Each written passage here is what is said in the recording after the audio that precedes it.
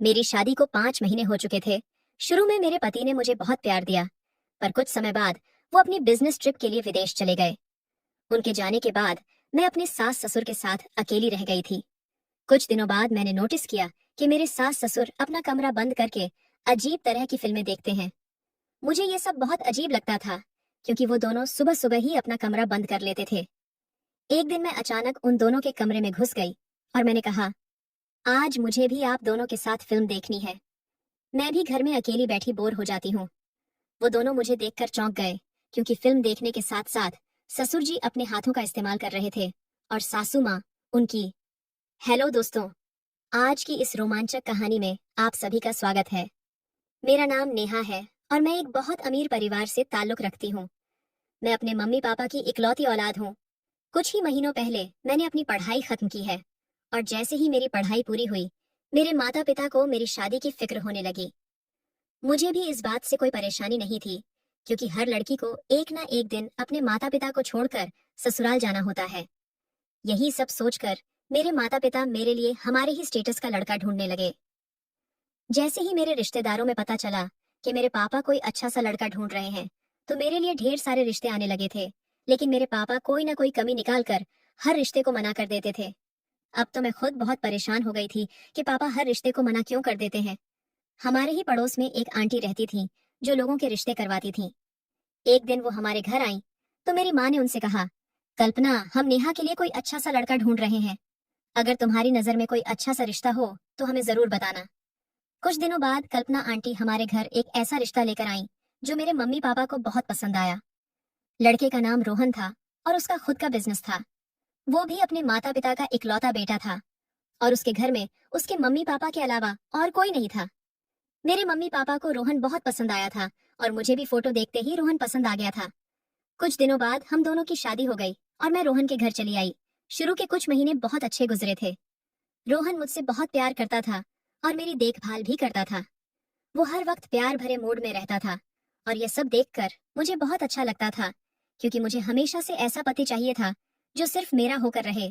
पर कुछ दिनों के बाद रोहन को अपनी बिजनेस ट्रिप के लिए विदेश जाना पड़ गया। वो मुझे ढेर सारा प्यार करके गए थे, लेकिन उनके जाने के बाद मैं बहुत उदास हो गई थी, और इसी उदासी से बचने के लिए मैं घर का काम करने लग गई थी। एक दिन सुबह का समय था, जब हमारे घर का सिक्योरिटी गार्ड अपने हाथ में कुछ पकड़े हुए मेरे पास आया।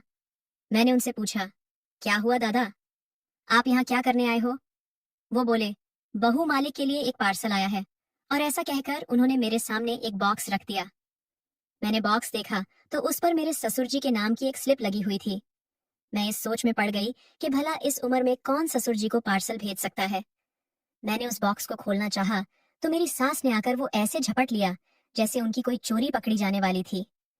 मैं यह देखकर हैरान रह गई थी, और उनकी इस हरकत के बाद तो मैं सोच में पड़ गई थी। सासू माँ बिना कुछ कहे अपने कमरे में चली गईं, और उनके पीछे पीछे ससुर जी भी कमरे में चले गए और दरवाजे को अंदर से बंद कर लिया। उसके बाद मैं अपने कामों में लग गई, लेकिन मेरा दिमाग बार बार सास ससुर की तरफ जा रहा था। मैं यही सोच रही थी कि आखिर उस बॉक्स में ऐसा क्या हो सकता है जो सासू माँ ने मुझसे ऐसे खींच लिया। यही सोचते सोचते न जाने कब मेरी आंख लग गई। सुबह हुई तो मैं आंगन में आकर बैठ गई। तभी मेरे ससुर जी अपने कमरे से निकले।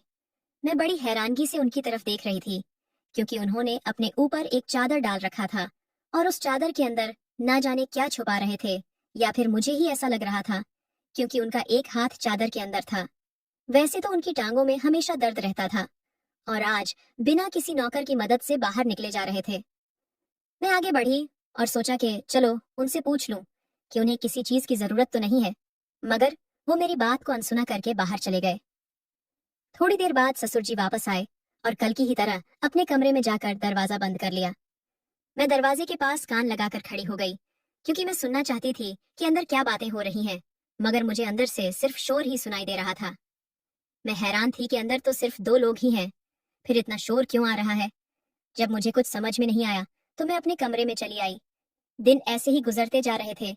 मेरे ससुर रोज सुबह कहीं से आते थे और अपने साथ कुछ ऐसा लेकर आते थे जो वो मुझे नहीं दिखाना चाहते थे। एक सुबह की बात है, जब ससुर जी घर वापस आए तो मुझे ऐसा शक हुआ कि उनके हाथ में किसी फिल्म की सीडी है। वो सीडी देखकर मैं हैरान थी कि क्या मेरे सास ससुर फिल्म देखते हैं और किस तरह की फिल्म देखते हैं जो उन्हें अपने कमरे का दरवाजा बंद करना पड़ता है। एक दिन मैंने फैसला किया कि आज मैं पता करके रहूंगी कि मेरे सास और ससुर ऐसा क्या देखते हैं जो उन्हें अपने कमरे का दरवाजा बंद करना पड़ता है। एक सुबह की बात है, ससुर जी बाहर से आ रहे थे और आज भी उनके हाथों में किसी फिल्म की सीडी थी। वो सीडी लेकर सीधा अपने कमरे में गए और जैसे ही उन्होंने कमरे का दरवाजा बंद करना चाहा, मैं तुरंत उनके कमरे में घुस गई। मैंने उनसे पूछा, आप दोनों सुबह सुबह दरवाजा बंद करके क्या कर रहे हो? मुझे अचानक से अपने सामने खड़ा देखकर उन दोनों के चेहरे का रंग उड़ गया। तभी मेरे ससुर ने जवाब दिया कि वो दोनों फिल्में देखते हैं। मैंने कहा, अगर आप दोनों फिल्में देखते हो तो दरवाजा बंद करने की क्या जरूरत है? फिल्में तो सबके सामने भी देखी जा सकती हैं। उन दोनों ने मेरी किसी भी बात का कोई जवाब नहीं दिया, तो मैं भी वहां से बाहर आ गई। मेरे बाहर आते ही उन दोनों ने फिर से दरवाजा बंद कर लिया। मैं फिर से दरवाजे के पास कान लगाकर सुनने लगी कि वो दोनों सच में फिल्म देखते हैं या फिर मुझसे झूठ बोल रहे हैं, मगर मुझे अंदर से सिर्फ शोर सुनाई दे रहा था, जिस पर मुझे थोड़ा सा यकीन हो गया था कि क्या पता सच में फिल्म ही देख रहे हो।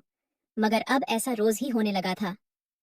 वो दोनों अंदर फिल्में देखते रहते थे और मैं बाहर अकेली बैठी रहती थी। शादी से पहले मैंने सुना था कि घर के बड़े बुजुर्ग घर की रौनक बढ़ाते हैं, पर यहाँ तो उल्टा ही था। मेरे सास ससुर तो सारा दिन कमरे में ही घुसे रहते हैं और मैं अकेली इतने बड़े घर में इधर उधर भटकती रहती हूँ। एक दिन मेरे दिमाग में एक आइडिया आया, क्योंकि मेरी बेचैनी को खत्म करने के लिए मेरे पास एक ही तरीका था और मैंने उसे अपनाने का सोचा। अगले दिन मैं सुबह जल्दी उठकर आंगन में बैठ गई। पर ये क्या, आज तो ससुर जी कहीं बाहर ही नहीं गए थे और ना ही कोई पार्सल हमारे घर आया था, और ऐसे ही 5 से 6 दिन और बीत गए। अब ना ही मेरे ससुर घर से बाहर जाते थे और ना ही कोई पार्सल आता था।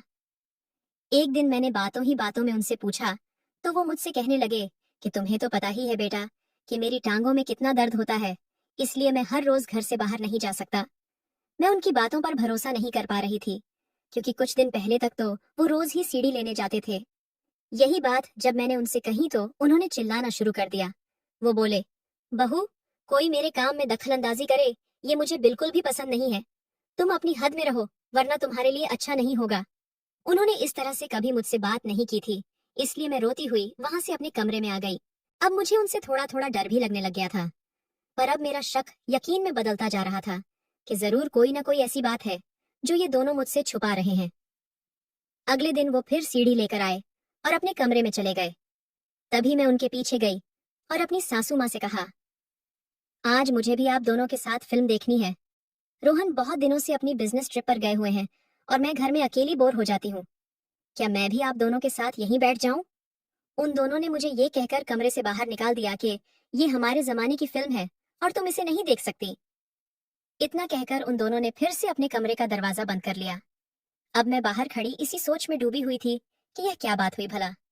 अगर मैं भी उनके जमाने की फिल्म देखना चाह रही हूँ तो वो दोनों मुझे क्यों नहीं देखने दे रहे। मैं उदास होकर उनके कमरे के बाहर ही बैठ गई। कुछ घंटे बाद मेरे सास ससुर भी बाहर निकल आए, पर मैंने उनसे कुछ नहीं कहा, क्योंकि मैं नहीं चाहती थी कि उन्हें मुझ पर शक हो जाए कि मैं उन दोनों पर निगरानी कर रही हूँ। दिन गुजर रहे थे, पर मुझे मेरे सवालों के जवाब नहीं मिल रहे थे। रात हो गई और मैं अपने कमरे में सोने के लिए चली आई। मेरे सास और ससुर भी अपने कमरे में चले गए थे। आधी रात को अचानक से मेरी आंख खुली तो मुझे मेरे कमरे में घुटन सी महसूस हुई, इसलिए मैं उठकर आंगन में चली आई। आंगन में आकर मैंने देखा कि दरवाजे पर 2 आदमी खड़े हुए हैं। ये सब देखकर मैं डर गई। पहले मैंने सोचा कि उनसे जाकर पूछती हूँ, पर फिर मेरी हिम्मत नहीं हुई। उन दोनों ने चादर ओढ़ रखी थी, इसलिए मुझे उनके चेहरे नहीं दिखाई दे रहे थे। अचानक मेरी आंखों के सामने अंधेरा छा गया और मैं बेहोश होकर जमीन पर गिर पड़ी। सुबह जब मेरी आंख खुली तो मैं अपने बिस्तर पर ही थी। मुझे सर में बहुत तेज दर्द हो रहा था और मैं बस यही सोच रही थी कि मैं अपने कमरे में कैसे आई। अचानक मुझे रात की बात याद आई और मैं बाहर की तरफ भागी, जहां मेरे सास और ससुर बैठे हुए थे। मैंने उनको कल रात की सारी बात बताई, पर मेरी सास ने कहा कि बहू, तुम्हें कोई भ्रम हुआ होगा। मैंने उन्हें समझाने की बहुत कोशिश की कि वो मेरा भ्रम नहीं था, लेकिन वो दोनों मेरी कोई बात सुनने के लिए तैयार नहीं थे। थोड़ी देर बाद उन्होंने सिक्योरिटी गार्ड को बुलाया और उससे पूछा कि क्या कल रात को कोई 2 आदमी आए थे। गार्ड ने जवाब दिया कि वो सारी रात ड्यूटी कर रहा था। अगर कोई अनजान व्यक्ति घर में दाखिल होने की कोशिश भी करता तो उसे पता चल जाता। हमारे घर में 2 सिक्योरिटी गार्ड थे और दोनों एक ही बात कर रहे थे। मेरी सास ने कहा, तुम कुछ दिनों से सही से खाना नहीं खा रही हो, शायद इसलिए कमजोरी की वजह से गिर गई होगी। उनकी बात सुनकर मैं खामोश हो गई, पर मैं सारा दिन इसी सोच में पड़ी रही कि सच में वहां पर कोई था और उसी में से किसी एक व्यक्ति ने मुझे बेहोश किया था। क्या सच था और क्या झूठ था, मेरी समझ में कुछ भी नहीं आ रहा था। मैं बहुत घबराई हुई थी। रात के 8 बज रहे थे और जब मैंने ससुर जी को घर से बाहर जाते देखा तो मैं हैरान रह गई। मैं बगैर कुछ सोचे समझे उनका पीछा करने लगी कि शायद मुझे कुछ पता चल सके। उनके पास गाड़ी थी, लेकिन वो पैदल ही जा रहे थे और मैं भी चोरी छुपे उनके पीछे जा रही थी। थोड़ी देर चलने के बाद वो आगे जाकर एक दुकान रुक गए। शायद वो सीढ़ी की दुकान थी। करीब 10 मिनट बाद ससुर जी उस दुकान से बाहर निकले। जब वो बाहर निकले तो उनके हाथ में एक सीढ़ी थी। उनके जाते ही मैं उस दुकान में घुस गई। दुकानदार से ससुर जी के बारे में कुछ पूछना चाहती थी, पर कुछ सोचकर वहीं रुक गई और कुछ सीढ़ी खरीद कर वापस घर आ गई। मैंने दुकानदार से कोई सवाल जवाब नहीं किया, क्योंकि क्या पता वो ससुर जी को सब बता देता, जिसकी वजह से मैं मुश्किल में आ जाती और मैं कोई खतरा मोल नहीं लेना चाहती थी। घर आकर मैंने फिर से ससुर जी का कमरा बंद पाया। मैं अपने कमरे में आकर बैठ गई और यही सब सोचने लगी। तभी रोहन का फोन आ गया। उनकी आवाज सुनकर मैं हैरान भी हो गई थी और मुझे खुशी भी हो रही थी। वो परसों घर आ रहे थे, इसलिए मैं उनके स्वागत की तैयारियों में लग गई। फिर मैंने सोचा कि शायद मैं बहुत ज्यादा सोच रही हूँ, और वैसे भी सास ससुर अपना कमरा बंद करके अंदर क्या करते हैं, इससे मुझे क्या लेना देना। तो बेहतर यही था कि मैं इस मामले से दूर रहूं। दिन भर का सारा काम खत्म करके मैं रात को अपने कमरे के बाहर बैठी हुई थी। तभी मेरे ससुर जी अपने कमरे से बाहर निकले।